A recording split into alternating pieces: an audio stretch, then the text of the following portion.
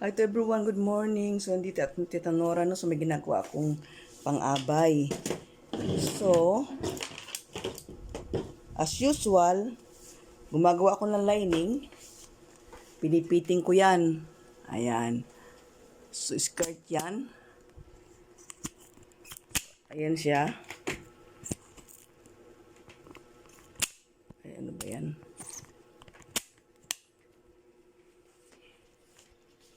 Ayan siya. And then,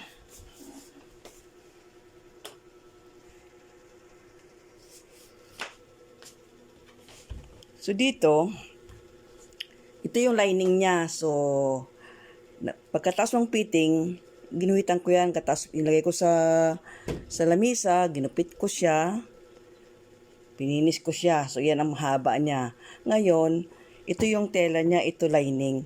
So, ang ginawa ko, gumawa din ako ng ito, hindi ko pa nagugupit. Ganyan din. Kung ano yung butas noon, ganoon din ang aking ginawa dito. So, ayan. Ang ginawa ko, ilagay ko sa mannequin. Binuo ko muna yung likod. So, yung tela, hindi ko pa ginupit, no? Yung butas lang dun sa waistline. So, yan. Lagyan ko ng pin na 1 inch mula dito. So, bakit 1 inch ang allowance ko? Dahil ilalagyan ko siya ng horsehair. So, pag horsehair, 1 inch ang allowance mo dyan. So, ipofold mo ng 2 times para malinis siya. So, ayan siya. Ayan. Ayan yung tela. Ayan. So, ayan siya. Akin siyang gagawin. Akin yung gugupitin.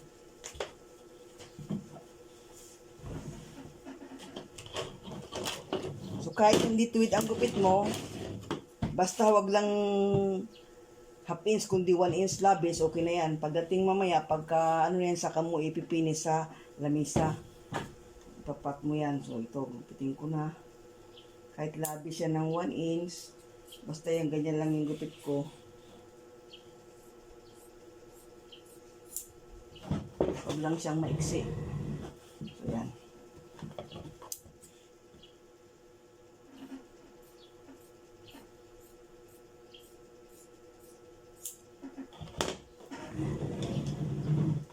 So, ito ay tips ha, sa mga gustong gumawa ng, ito ay half balloon lang.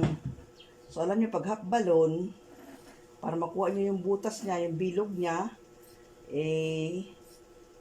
waist divided by 3. So, ang bawa, ang waistline nyo ay 30. Divided by 3, di 10. So, halimbawa, ito, yan. Ito yung kudrado, ayan.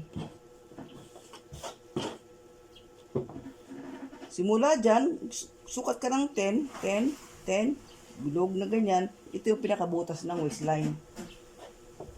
So, kapag tatlo, kapag ka half balloon lang siya, no, ang iyong tatabasin, half balloon lang, mag-ano ka ng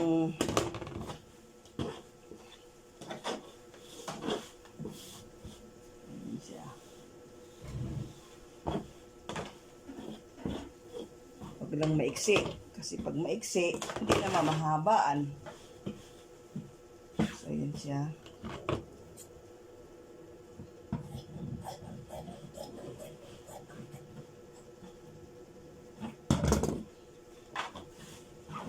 Yung labis nito, yung pinaggupitan nito, ay di siya yung gagawin mong pang top.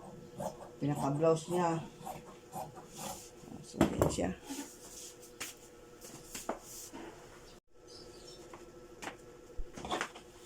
So, panood mo talaga ito. Ito ay mga technique. Mga tips and techniques pagkagawa ng skirt na bawa ito pang abay ito so ang tela niya ay 4 yards lang, so hindi ko pwedeng kumuha ng full balloon. Hindi ako kumuha ng isang bilog, so half bilog lang ito dahil 4 na yarda lang. So kapag gagawa ka ng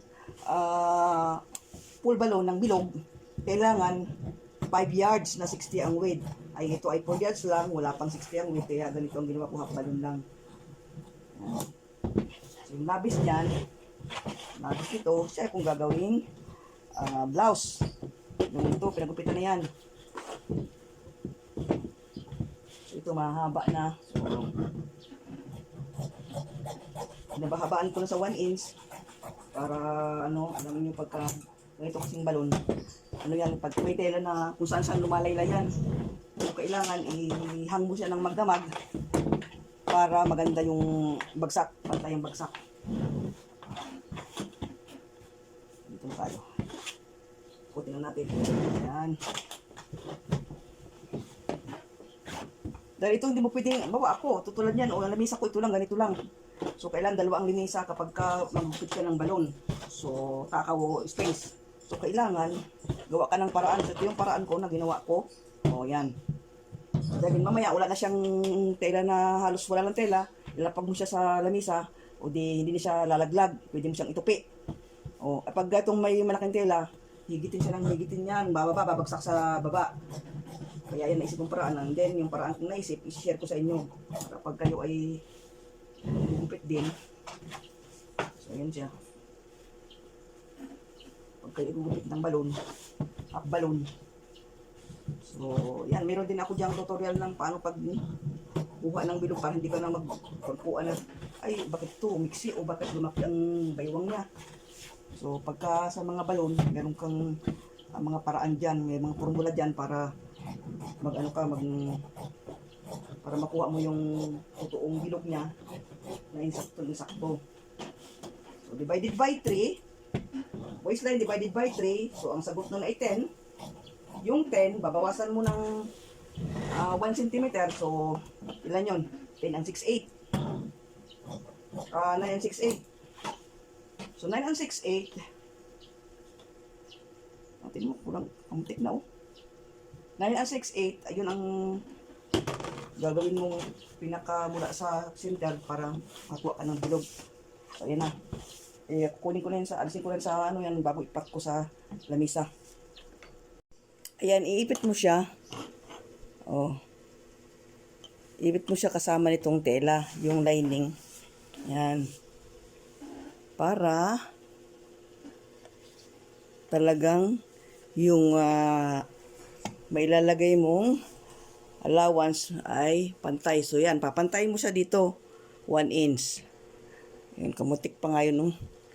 So 1 inch. So harap muna yan. Mamaya na yung konti yung likod.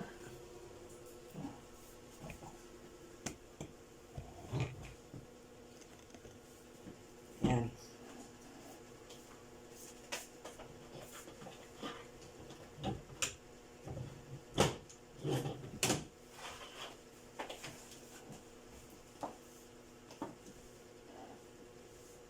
Siyempre, guguhitan mo siya 1 inch.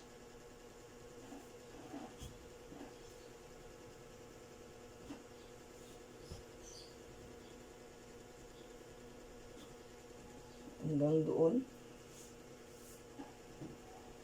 So, ayusin mo siya ng pantay. Yan.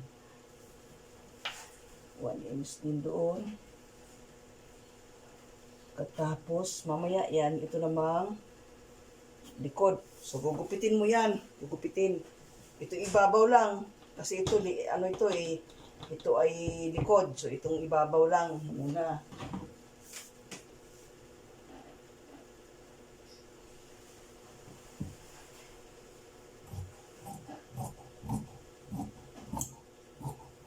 Ayan. Kamuntik na.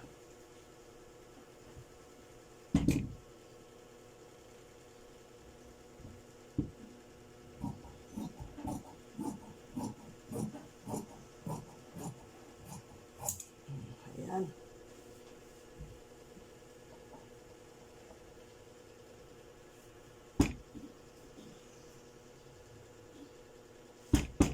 Ayan siya. Tapos nasa likod naman. So ayan, atin na siyang i-fix.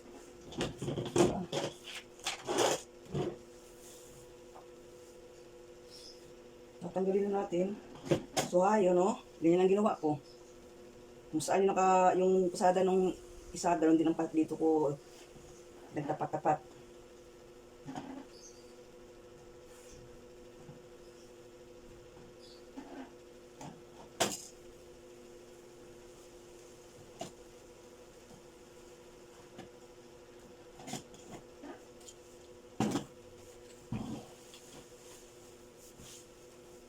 So, yan, ito na.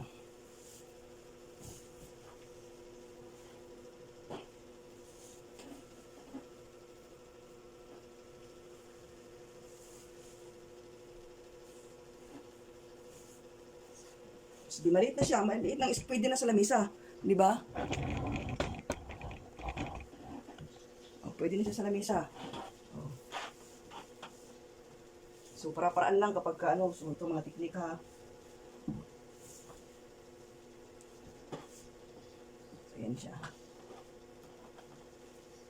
So, ang pagkat ng skirt, ayan, ito yung harap. Ito yung likod. So, maglabas ka ng mga 2 inches sa likod.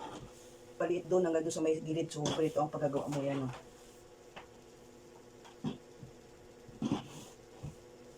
Yan. Ganyan siya. So, ngayon, kukunin mo yung ito.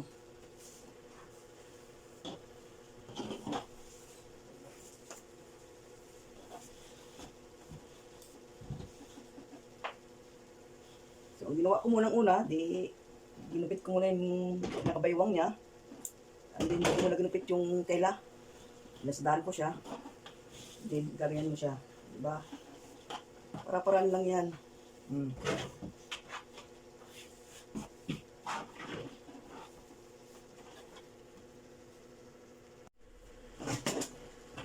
Yan na siya. Pitin na natin.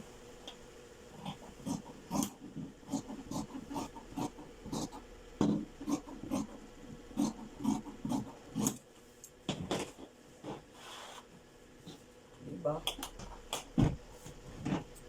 Yan siya.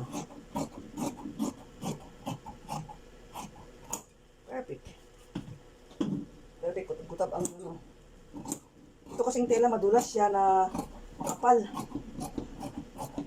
Pag ganito ko siya. Yan. Yan. Yan. So, ayun na siya. So, ganyan ang pad. Gugupit ng balon. Half balon. Kailangan meron kayong mga ganito para meron kayong. So, ito yung tela niya. Ayan. Ito naman yung kanyang lining. So, mas maganda talaga na may lining. No?